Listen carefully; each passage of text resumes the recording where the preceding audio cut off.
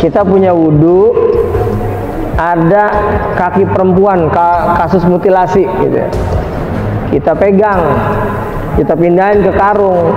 Maka jadi kalau andai kata kita punya wudhu, sepupu kita nggak punya wudhu, dia cium tangan sama kita, mas cium tangan.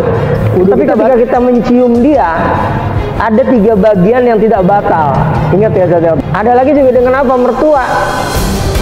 Lagi ngetren juga. Sampai mertuanya hamil sama mantu, kan udah gila. Udah bukan manusia itu. Demikian kita sudah, saya nikah, saya terima nikah dan kawinnya, ya, maka otomatis ibunya istri kita tuh, ibunya istri kita, umpama gini, nikah sama janda, kan gitu kan, nikah sama janda, janda ini punya anak gadis, cuman belum ketemu, pas habis akad nikah nih, saya terima nikah dan kawin udah selesai, ya kan, lagi dipajang nih ceritanya nih, kondangan, tiba-tiba datang anaknya si istrinya dia tuh yang baru, maksudnya yang janda tadi yang punya anak. Itu anak saya tuh dari kampung, umurnya baru 20 tahun. Lah, itu anak kamu? Iya. Lah, cakep ya anak kamu ya. Itu lagi pas lagi itu. Udah, kamu saya ceraiin deh, saya nikah sama anak kamu aja ya.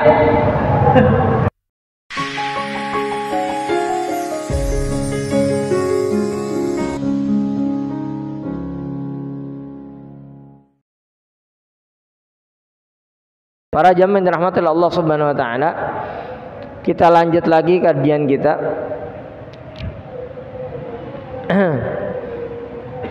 Masih kita lanjut lagi tentang hal-hal yang membatalkan wudhu, cuma ini ada perluasan makna di sini, perluasan penjelasan. Bismillahirrahmanirrahim. Fi nawaqidil wudu'i, yang membatalkan wudhu itu adalah masuk kubulil adami awil jinni, menyentuh buletan, kubul atau menyentuh kubul. Kubul itu maksudnya bukan bulatan, menyentuh kemaluan, entah manusia awil jinni atau jin. Umpama ada jin yang bisa terlihat gitu, atau umpama ya ini mah apa namanya, Syekh Nawawi Al-Bantani sedang memberikan contoh, andai kata ada jin yang terpegang oleh manusia, maka wudunya itu batal, wudu kita. Umpama gitu tersentuh, kita nggak sengaja megang kemaluan jin, ya maka itu batal. Pokoknya kubulul adami, kemaluan manusia itu batal, gitu. Min rajulin awi mur'atin, entah itu kemaluannya laki-laki atau perempuan, pokoknya batal aja wudu kalau megang kemaluan laki-laki atau perempuan. Ataupun juga istri sendiri, ya batal juga sama, gitu, batal. Min rajulin awi mur'atin, menyentuh kemaluan manusia meskipun kemaluannya itu putus. Contoh begini. Kita lagi di jalan, terus ada kemaluan orang putus, kita pegang. Ini contoh. Kita punya wudhu, ini apaan ini ya? Kok bentuknya kayak itu? Kita pegang. Ada kasus mutilasi mungkin itu. Disangkanya jamur gitu. Ini jamur jenis apa ini? Nah, maka wudhu kita batal. Gitu. Atau juga kita melihat ada mutilasi, ada paha perempuan, kaki doang sebelah gitu. Kita punya wudhu, kemudian kita lihat, wah ini ada kaki ini, kita pegang tuh, kita angkat kaki perempuan itu untuk kita masukin ke dalam karung. Meskipun sudah terputus dari tubuh orang tersebut, maka wudhu kita batal. Kenapa? Tadi dikatakan dalam kitab Mirqatus Su'ud Tasdiq, syarah daripada kitab Salamut Taufiq yang ditulis oleh Syekh Nawawi Al-Bantani, bahwa apabila kita pegang itu bagian dari tubuh manusia tadi, kubul itu maksudnya kemaluannya orang yang putus, ataupun juga tubuh perempuan yang udah putus kalau kita laki-laki, ya, al-udhu al-munfasilu min adamin au hayawanin, dia terputus tuh, maka kita batal. Wah, ada paha nih, paha perempuan kita angkat masukin ke dalam karung, maka wudhu kita tetap batal meskipun itu udah terputus dari tubuhnya dia. Kemudian yang membatalkan wudhu lagi apa? Lamsu basyaratil ajnabiyati, menyentuh kulit ajnabiyah. Perempuan ajnabiyah itu adalah perempuan yang boleh untuk dinikah, namanya ajnabiyah. Garisnya dari mana? Kalau orang lain ya jelas itu mah boleh. Yang dari keluarga sendiri apa? Dari keluarga sendiri yang boleh kita menikah dengannya adalah saudara sepupuan. Entah sepupu dari ayah kita, entah sepupu dari ibu kita, maka dia boleh untuk kita nikahin. Boleh. Makanya dalam mazhab Syafi'i, ketika kita sentuhan nama apa namanya tuh sepupu, batal wudhu kita, karena dia bisa kita nikah. Gitu. Umpama bapak kita punya adik, ya, adiknya itu punya anak perempuan, nah kita boleh nikah sama dia. Cuman memang nggak ada saudara lagi apa, emang nggak ada orang lain apa ya. Meskipun itu boleh, mungkin diantara kita ada yang menikah dengan saudara, atau mungkin juga kita punya pengalaman kawan kita yang nikah dengan sepupuan, itu boleh dalam Islam. Bukan bicara suku nih ya. Kalau ajaran suku tertentu, oh nggak boleh nikah sama saudara, terlarang. Ya itu mah ajaran suku, bukan ajaran Islam, beda. Meskipun adat istiadat itu di dalam masyarakat itu bisa menjadi sebuah hukum yang berlaku di masyarakat. Bisa. Umpama ya, kalau di keluarga saya Ustadz nggak boleh nikah sama saudara sepupu. Ya udah terserah itu mah. Ada orang lain, cari orang lain lah. Jadi kalau andai kata kita punya wudhu, sepupu kita nggak punya wudhu, dia cium tangan sama kita, mas cium tangan, wudhu kita batal. Meskipun kita anggap dia adalah adik, tapi adik yang bisa untuk kita nikahin, batal wudhu kita. Cium tangan nih kita batal. Gitu. Jadi hati-hati nih memahami ini nih. Memahami ini hati-hati. Memang ada mazhab lain, andai kata dengan istri tidak batal. Kalau dalam mazhab Syafi'i kan istri sama kita batal. Batal. Berkaitan dengan ayat aula mastumun nisa. Jadi istri kalau mau mencium tangan sama kita batal. Ada beberapa bagian yang pernah kita bahas, bahwa ada anggota tubuh yang nggak batal ketika kena tubuh kita. Contohnya apa? Istri kita mau ke masjid nih, atau mau rapat RW, mah mau berangkat dulu ya rapat RW, cium tangan nih, batal kita kalau kita punya wudhu. Tapi ketika kita mencium dia, ada 3 bagian yang tidak batal. Ingat ya saat waktu itu ya, apa itu? Rambut. Rambut nih, umpama kita cium rambutnya, mau berangkat dulu rapat RW apa rapat masjid, kita cium rambutnya, nggak batal kita, karena rambutnya dia bukan bagian dari kulit. Yang kedua adalah gigi. Giginya istri ketika kita punya wudhu kita sentuh nggak batal. Ma mau berangkat dulu ya, kita giniin, nggak batal. Jadi suruh nongolin gigi dulu dah, maka wudhu kita nggak batal. Yang tidak batal satu lagi apa? Kukunya dia nih kita sentuh, maka wudhu kita tidak batal. Jadi 3 bagian yang tidak batal ketika kita menyentuh dia. Gitu. Kalau setiap perempuan yang kita belum muraatin, setiap perempuan yang halal untuk dinikah, termasuk juga sepupu kita, ya itu mah batal wudunya kalau memang bersentuhan dengan kulit antar kulit. Kalau bihail enggak batal. Hail apa? Nih penghalang. Kita megang istri kita tarik tangannya, ya enggak batal kalau kita pegang adalah bajunya atau jilbabnya kita giniin, atau kita giniin sekalian, kita peluk tapi kita giniin, kita masih punya wudu, nggak batal karena tidak bersentuhan antara kulit dengan kulit, itu nggak batal. Nah itu paham ya? Jadi lamsu basyaratil ajnabiyati, menyentuh kulit dari perempuan ajnabiyah, gitu. Menyentuh kulit dari perempuan ajnabiyah yang bisa untuk dinikah. Karena ada orang yang emang demen sama saudara, kan ada sepupuan seneng sama seneng gitu. Ya nggak tahu deh, emang udah dikasih rasa sama Allah gitu ya, seperti itu, dan nikah, dan itu halal. Kecuali yang sekarang nih, yang naudzubillah itu, la'natullah itu, yang sekarang apa,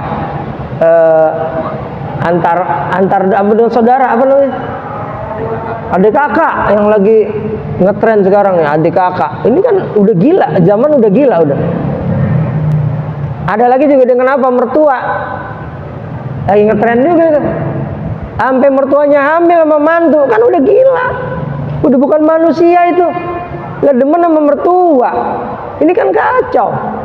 Ketika kita sudah, saya nikah, saya terima nikah dan kawinnya, ya, maka otomatis ibunya istri kita tuh, ibunya istri kita selamanya itu jadi mertua kita. Dalam fikih tidak ada mantan mertua, ingat tuh. Dia mantan mertua saya karena saya udah cerai sama istri saya, nggak bisa. Dia selama-lamanya haram untuk kita nikahi karena kita udah nikahin anaknya dia. Boleh. Sebaliknya juga begitu.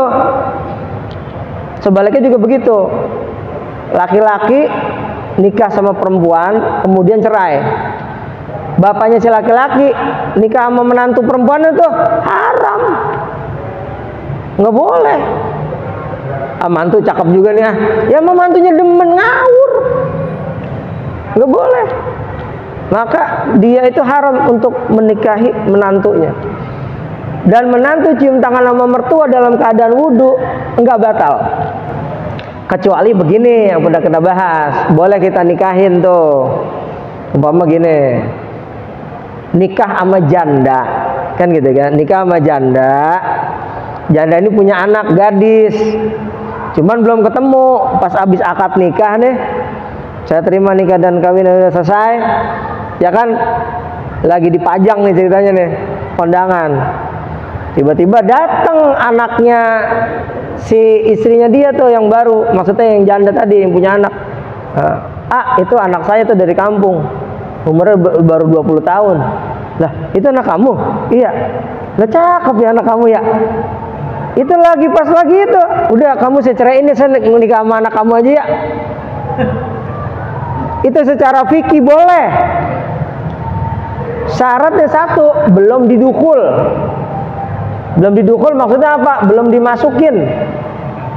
Artinya belum terjadi persetubuhan antara dia dengan istrinya tadi yang janda. Seketika itu pula secara fikih, udah saya nikah sama anak kamu aja, kamu saya ceraiin ya. Secara fikih boleh, cuman ini ini nggak mungkin terjadi gitu begitu. Selagi belum didukul masih bisa. Bisa fikih mah. Udah kamu saya ceraiin ya, saya sama anak kamu aja. Wah, bisa berantem di tempat itu mah. Contoh ini, contoh begitu.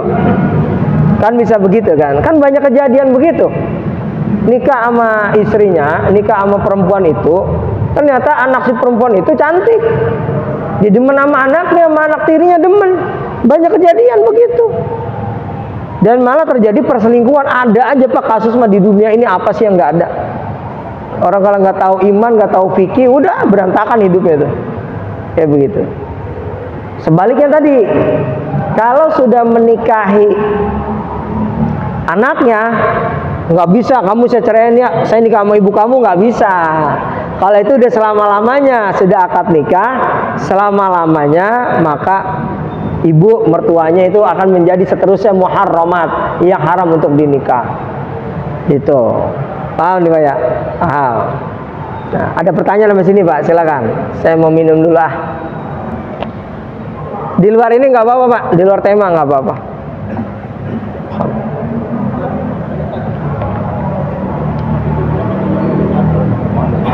Iya Pak.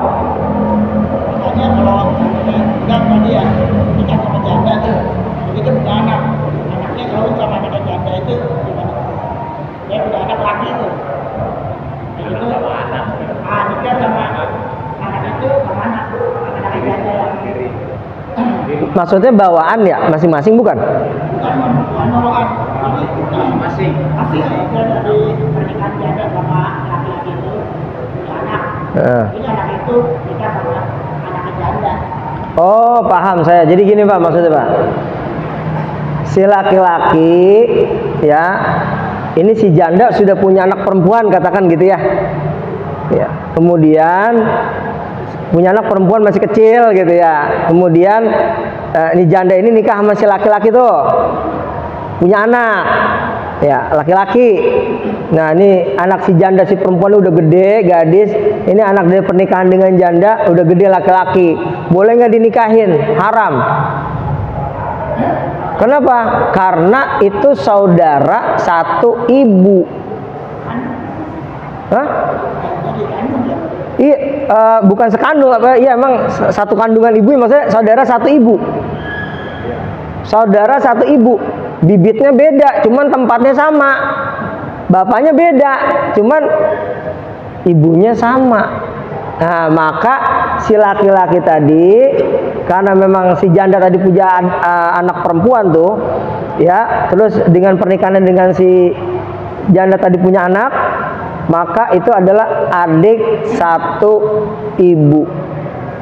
Haram kalau itu mah, nggak boleh nikah. Iya, dia haram untuk dinikah, al-muharramat namanya.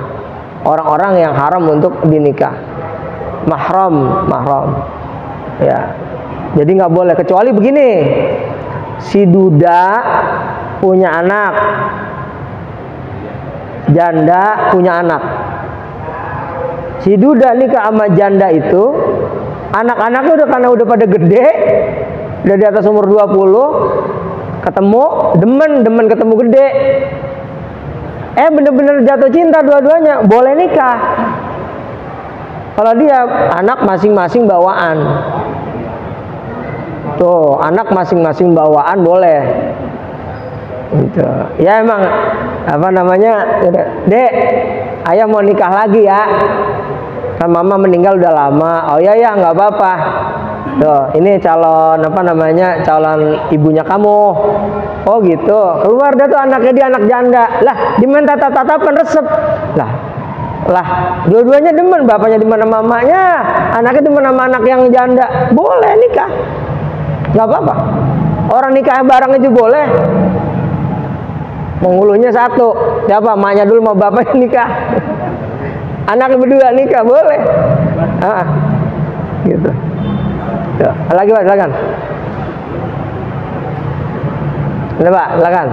Biar rame Pak. Ya nggak apa. Ada lagi? Nggak apa-apa, biar rame Pak. Ayo.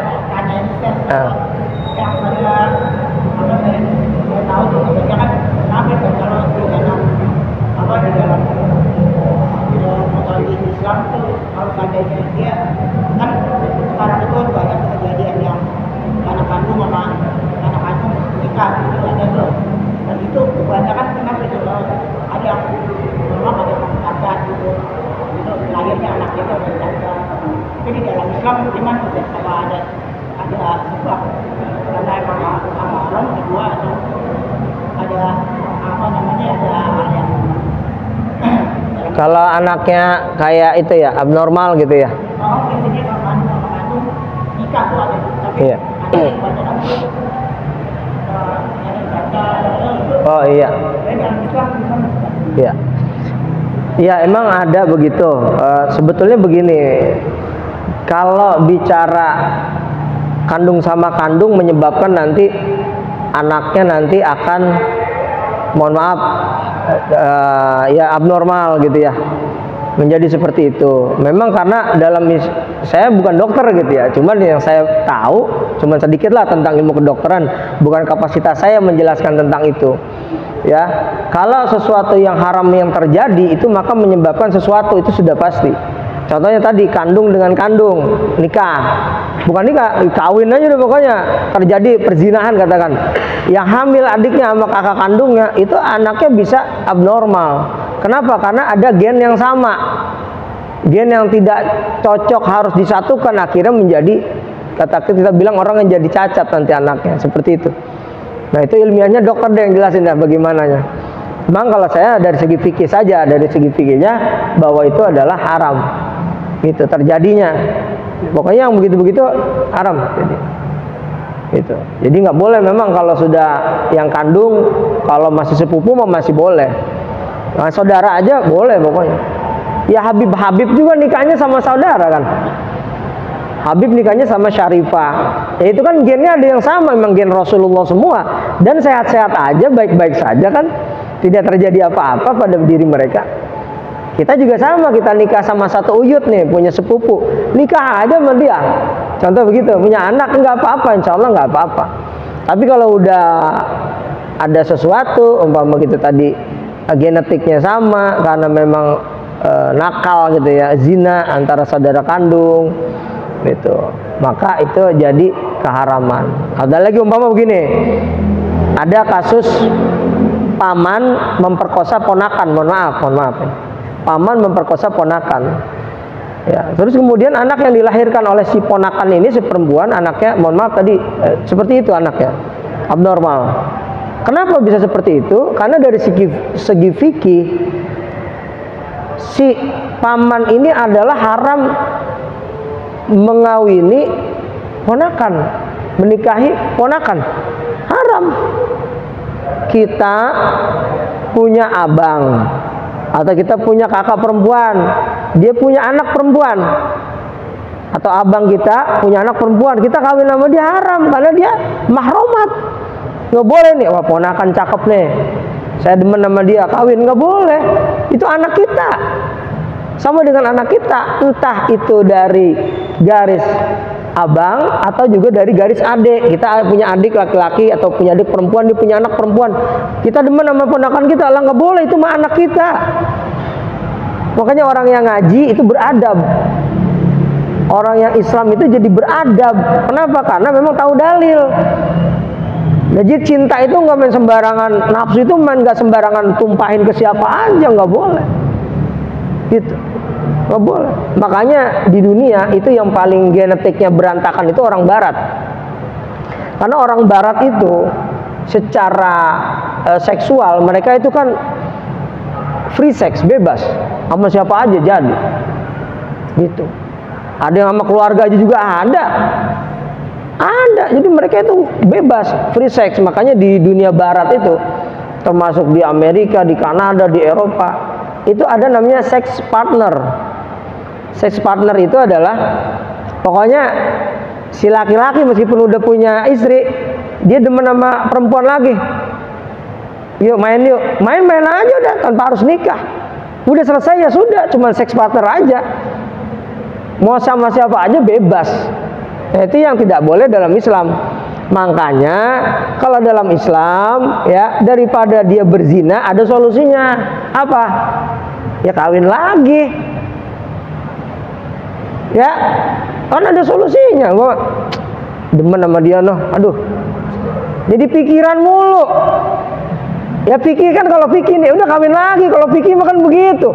Fankihu ma qabalakum minan nisa'i matna wa thulatha wa ruba'. Fa in khiftum an lan ta'dilu fa wahidatan. Kalau kamu nggak mampu berlaku adil ya cuma satu aja. Gitu. Dan ingat, dalam fikih itu memang menikah tanpa persetujuan istri dan diam-diam itu sah secara fikih. Secara fikih nih ya, saya bicara secara fikih, bukan secara tasawuf atau adab. Gitu. Umpama dia nikah lagi ya, tugas di sono di Bogor, dia punya istri satu di sini, satu di Bogor. Pulang aja tanpa ada bersalah, habis nikah dia di sono. Ya sah secara fikih. Sah secara fikih. Apalagi kalau dia, tapi ingat, kalau nikahnya secara negara nggak bisa. Secara negara nikah itu harus pakai surat persetujuan istri pertama. Nggak bisa. Apalagi PNS, wah, hancur karirnya. TNI, wah, hancur karirnya kalau sampai begitu. Nah makanya dia nikah yang kedua biasanya siri. Nikah siri itu umpama nyari ustadz, itu Pak Ustadz, tolong nikahin kami ya. Ayo dah, RT RW ada, ya udah, sah secara fikih. Dosa nggak dia secara fikih? Nggak dosa. Tapi dia ngebohongin istrinya dosa. Nikahnya mah nggak dosa. Bingung nggak bingung deh tuh. Makanya kalau nggak sanggup udah satu aja dah.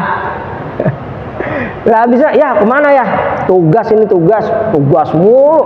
Asa 1 minggu tugas apaan sih? Kantor apa? Lembur, iya lembur. Ketawa sama istrinya. Ayah sekarang udah nggak pernah minta nih. Biasanya kalau malam deket-deketin mama mulu. Karena nggak minta-minta, mama curiga nih. Itu pernah ada kejadian gitu. Kok suami kayaknya adem-adem aja. Biasanya kalau belum hubungan gerasak-gerusuk tuh minta tuh. Dicurigain sama istrinya. Saya ikutin nih suami saya nih kalau pergi nih, diikutin. Tahu-taunya ke rumah istri keduanya. Wah, labrak udah. Wah. Coba itu. Kalau bisa satu aja, Pak. Itu. Ya Pak ya gitu. Yang kedua nggak tahu, dia nikah lagi yang ketiga. Ya sah juga. Oh, pokoknya batasnya 4 aja. Laki-laki mania 1 hari itu dikumpulin dah, calon mertua ada 4, nikah langsung di depan situ. Calon mertua pertama, saya terima nikah dan kawin, ada selesai, minggir Pak. Calon mertua kedua, minggir Pak, ada 4 langsung di tempat, sah. Coba itu laki tuh, lagunya tuh laki tuh. Kalau berani itu juga gitu. Tapi itu secara fikih. Karena hidup kita nggak melulu fikih, Pak. Kadang-kadang kan kita demen apa senang perempuan, ingat anak, udah. Ingat 2, ingat gaji. Gaji segini mau nikah lagi, yang ada belangsak anak orang. Gitu, meskipun secara fikih sah. Tapi ingat ya, fikih itu solusi. Dulu ada sahabat Rasulullah namanya yang gede tinggi orangnya, saya pernah cerita itu. Itu beliau itu nikah sampai 500 kali. Sahabat Nabi SAW nikah sampai 500 kali. Ya, itu beliau nikah 500 kali, tapi tetap 4. Jadi solusi. Kenapa? Karena diminta sama suku-suku Arab. Nikahi perempuan dari suku kami, tolong nikahi. Diminta nih. Berarti yang 4 ini ceraiin 1, nikahin lagi. Gitu. Nikahin lagi 1, ceraiin yang 1. Jadi tetap 4 istrinya. Tapi nikahnya sampai 500 kali. Ntar punya anak dari suku ini, punya anak dari suku ini, punya anak dari suku ini. Akhirnya apa? Jadi bersatu suku itu. Gitu. Namanya Al-Mughirah bin Syu'bah. Namanya Al-Mughirah bin Syu'bah, sahabat Nabi. Orangnya gede tinggi ganteng. Jadi itu pernikahan itu merupakan salah satu cara atau solusi menyatukan umat. Gitu. Menyatukan umat. Contoh nih, ya, Ustaz Kamal diminta sama suku Jawa 1. Ustaz Kamal tolong ini nikah dari suku Jawa, contoh. Oh iya, saya bersedia gitu. Ada suku Sunda minta, Ustaz Kamal tolong suku Sunda ini 1. Diminta nih, kalau diminta kan masa ditolak. Oh iya, ini dari orang Padang 1, iya 4 nih, udah 4 nih. Ya, dari Sulawesi minta, ini harus dicerain 1 nih. Sebagai solusi, yang ini kan udah hamil nih, udah punya anak nih. Jadi kamu saya ceraiin ya, ya udah sah. Nikah lagi dengan yang orang Sulawesi 1. Ustaz Kamal ini dari suku Papua 1, iya siap, nikah. Pokoknya harus tetap 4 aja. Itu cara pikir sah itu. Dan itu dilakukan oleh sahabat namanya Al-Mughirah bin Syu'bah. Coba, orangnya gede tinggi ganteng. Diminta, bukan minta tapi diminta. Coba, bapak-bapak kalau diminta gimana coba? Ustaz Jamil, tolong ya, ini anak kami, tolong dinikahin Ustaz. Nah, saya udah punya istri. Jadi istri kedua nggak apa-apa. Coba kalau diminta gitu gimana coba? Karena diminta. Nah, itu sahabat Nabi dulu kayak gitu, Pak.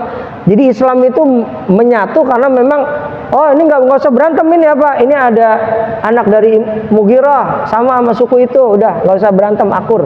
Jadi suku sama suku yang tadi berantem perang akur. Tuh, mengakurkan itu salah satunya adalah dengan pernikahan. Kalau bisa, yang ada nikah lagi malah berantem, malah bukannya akur. Gitu. Silakan Pak, tanya lagi Pak. Iya Pak. Pernikahan sepupu sama sepupu. Iya. Adik sama kakak gitu kan. Iya. Iya, kalau sepupu mah bisa.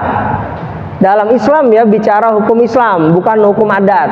Kalau saya, karena memang saya ini, kalau dari garis ibu saya masih Jawa, saya masih keturunan Jogja, Purworejo.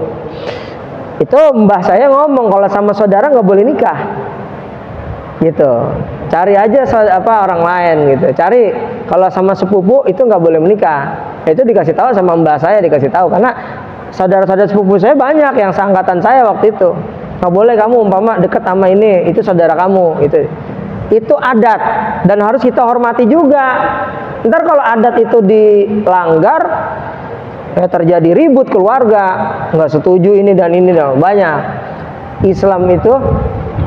Islam itu tidak memberatkan. Ingat Pak, Islam itu nggak memberatkan. Makanya memberatkan itu apa? Adat, Ustaz Ojak. Adat. Kalau hukum nikah kan cuman ada mempelai laki-laki, ada mempelai perempuan, ya, ada akadnya, ada walinya. La nikah illa biwaliyin wa syahidai adlin. Ada walinya, ada 2 orang saksi. Selesai itu nikah. Lah kalau di adat kan beda. Saya nggak mau tahu pokoknya nih ya. Kalau kamu mau nikah sama anak saya, bawain uang belanjanya 50 juta. Loh, emasnya 30 gram. Sewa gedungnya sekian. Cateringnya sekian. Itu anak muda Pak, lah kerja juga belum mantep, yang mau nikah. Akhirnya bapak emaknya udah, "Ma gimana nih, saya mau nikah begini nih, minta sekian nih, pokoknya saya harus maunya sama dia, saya mau demennya sama dia." Waduh Pak, coba bikin puyeng orang tua tuh begitu. Kalau udah suku, aturan adat apa-apa, ada nggak begitu? Lah ada. Saya maunya kamu nikah sama anak saya tapi di gedung, jangan di rumah, ribet. Ya Pak, gimana Pak, saya nggak punya duit. Lah ada yang mau, anak saya ada yang mau lagi. Itu anak muda Pak, mentalnya jatuh Pak. Kerja belum, mana orang kontrak mulu, PHK mulu. Ya Allah, kan kasihan kalau gitu kan. Islam mah gampang. Ini anak saleh, kamu mau anak sama anak saya deh, iya. Ya udah sekarang gini dah, bapak mah ngebudahin aja ya. Ada punya uang berapa, gitu. Bapak nggak maksa. Sebetulnya mah begitu sebetulnya, gitu. Dalam Islam mah nggak nyisahin. Gitu. Ya udah nikah tapi tolong jagain anak saya, ya. Nanti kamu cari kerjaan lagi, jangan ngerepotin orang tua, ya kan gitu. Ada solusinya. Sekarang mau kan enggak. Pokoknya kamu, bapak nggak mau tahu kalau calon kamu dan nggak ngasih sekian, nggak bisa. Ada yang mau sama kamu noh, banyak, tenang aja. Nah, ini udah berantakan udah. Udah Isa ya, Ustaz? Ya. Kalau Jawa kan pakai hitungan Jawa, itu gimana Ustaz? Nah, gini, masalah hitungan memang dipengaruhi oleh zaman Hindu dan Buddha kan gitu ya, zaman dulu. Makanya ini hubungannya Ustaz dengan tahun baru Islam. Dulu di era Wali Songo, ketika Wali Songo itu menyebarkan Islam dan pemahaman tentang tahun Hijriah, Muharram, Safar, Rabiul Awwal, terus dipakai itu belum mantap itu dipakai sama orang-orang Hindu Buddha. Kenapa? Orang Hindu Buddha masih menggunakan hitungan dari India, tahun Saka namanya. Akhirnya apa? Itu baru dibentuk kalender Jawa, itu Jawa Islam ya, itu baru di era Sultan Agung Hanyokrokusumo, raja ketiga kerajaan Mataram Islam. Raja pertamanya Panembahan Senopati, Mataram Islam. Raja keduanya Panembahan Hanyokrokusumo, Panembahan Hanyokrowati. Kemudian yang ketiga baru Sultan Agung Hanyokrokusumo. Yang ketiga tuh, baru di zaman beliau itu Sultan Agung Hanyokrokusumo, beliau mencanangkan tentang tahun Jawa Islam, tahun Islam, tapi dijawain. Muharram diganti sama beliau Suro, malam 1 Suro. Akhirnya apa? Supaya tidak menyinggung orang-orang Hindu, mereka itu dibuat sama Sultan Agung apa?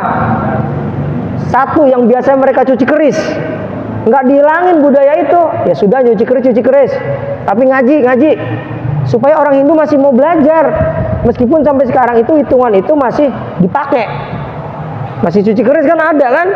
Nah, hitungan-hitungan itu berlaku juga orang mau nikah dihitung sama yang bisa ngitung gitu ya, entah apa orang-orang tua gitu dulu. Kamu lahirnya hari apa dihitung, tanggal berapa, kamu perempuan tanggal berapa dihitung. Oh, ini hari baiknya nanti jatuhnya hari Kamis jam 8 ini.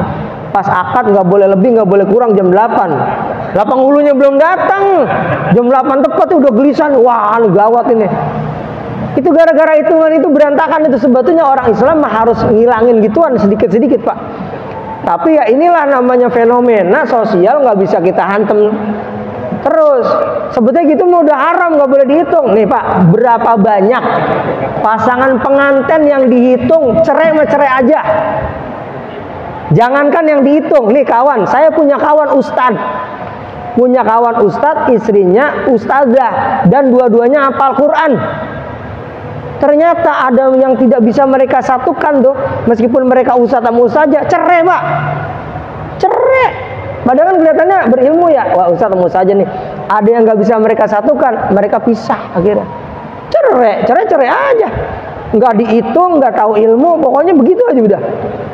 Jadi nggak ngaruh sama hitungan. Saya punya saudara dihitung-hitung tuh, cerai aja. Dalam Islam yang menyebabkan cerai atau tidak cerai itu adalah diri kita sendiri, bukan karena hitungan, bukan. Oh, hari baiknya ini, semua hari baik. Al-imanu bil qadari khairihi wa syarrihi. Iman kepada takdir baik dan buruk itu adalah landasan kita iman. Kan ini rukun iman kita, bukan karena hitungan, bukan. Semua hari itu baik. Senin, Selasa, Rabu, Kamis, Jumat. Dalam Islam hari terbaik itu adalah Sayyidul Ayyam, hari Jumat tuh. Itu sebetulnya mah itu cuman kalau umpama namanya adat ya Pak ya. Masih engkong, masih nyuruh ngitung tuh cucunya mau nikah, dihitung nama itu sama itu tuh. Ya itu mah udah. Kalau saya mah mau dihitung sama calon mertua apa bagaimana pokoknya. Saya mau hari apa aja, yang penting saya kawin, saya bilang gitu. Mau nanan, mau Senin, mau Jumat, terserah saya mah, yang penting saya nikah.